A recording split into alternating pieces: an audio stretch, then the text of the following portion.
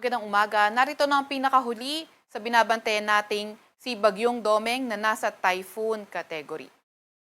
Narito ang ating pinakahuling satellite image kung saan nga ito minomonitor nating si Typhoon Domeng kaninang alas 3 ng madaling araw, huling namataan sa layong 670 kilometers silangan ng Basco, Batanes. Nagtataglay ng lakas na hangin na 120 kilometers per hour malapit sa sentro at bugso na aabot sa 150 kilometers per hour. Kumikilo sa direksyong hilagang kanluran sa bilis na 20 kilometers per hour. Samantalang southwest monsoon naman o habagat ang nakakaapekto sa southern Luzon, Visayas, pati na rin sa may Mindanao area. Although sa mga malalakas na pag-ulan, walang direktang epekto itong si Bagyong Domeng sa atin, pero napag-iiba yung nito yung southwest monsoon o habagat kaya asahan nga din natin na magiging maulan sa malaking bahagi ng western side ng bansa. So, saan nga natin yung maulap na papawirin at mga kalat-kalat na pag-ulan?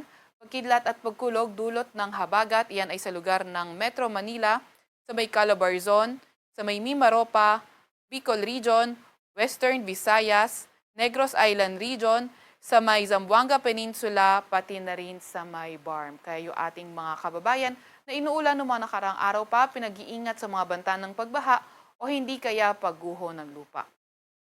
Samantalang yung trough o extension ng minomonitor nga nating bagyo, inaasahan natin na magdadala rin ng mga paulan sa may Central Luzon, sa may Cagayan, pati na rin sa lugar ng Isabela.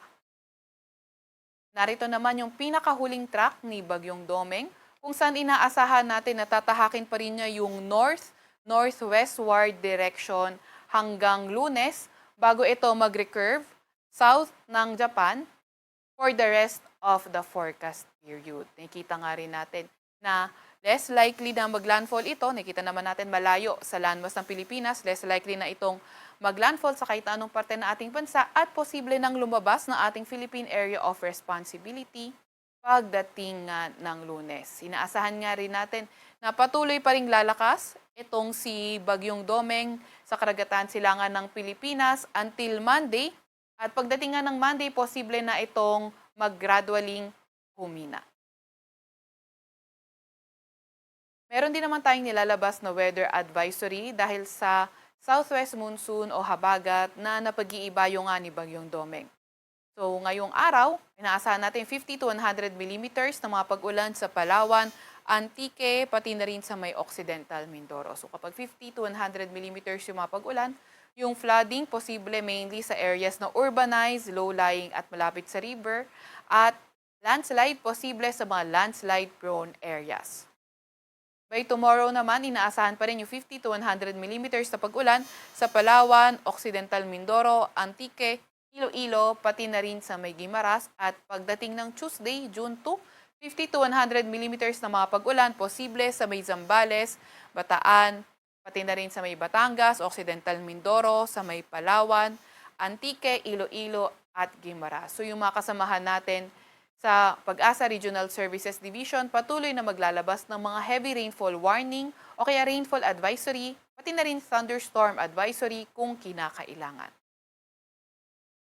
Sa ngayon naman, wala pa rin tayong tropical cyclone wind signal at mababa na yung tsansa na magtaas tayo ng wind signal sa kahit na anong parte ng bansa.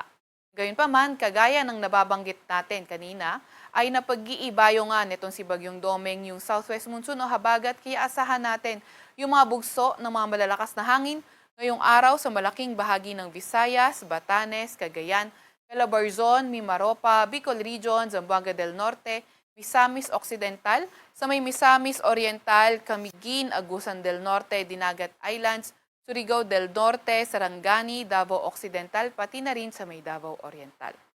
Bukas naman sa may Batanes, Babuyan Islands, Metro Manila, Calabarzon, Mimaropa, sa may Bicol Region, Panay Islands, Negros Island Region at Northern Samar. At pagdating ng Tuesday, June 2, sa may Batanes, Babuyan Islands, Aurora, Bulacan, Metro Manila, Calabarzon, Mimaropa, Bicol Region, Panay Island, Negros Island Region, pati na rin sa may Northern Samar.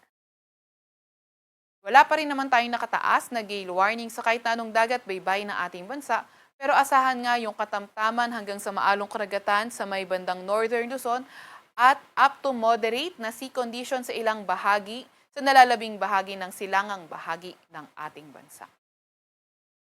Para naman sa ating 4-day weather outlook, inaasahan naman natin by tomorrow, which is Monday, yung habagat o southwest monsoon, magpapaulan pa rin sa lugar ng Metro Manila, pati na rin sa may Central Luzon, Calabarzon, Bicol Region, Mimaropa, Western Visayas, pati na rin sa Negros Island Region.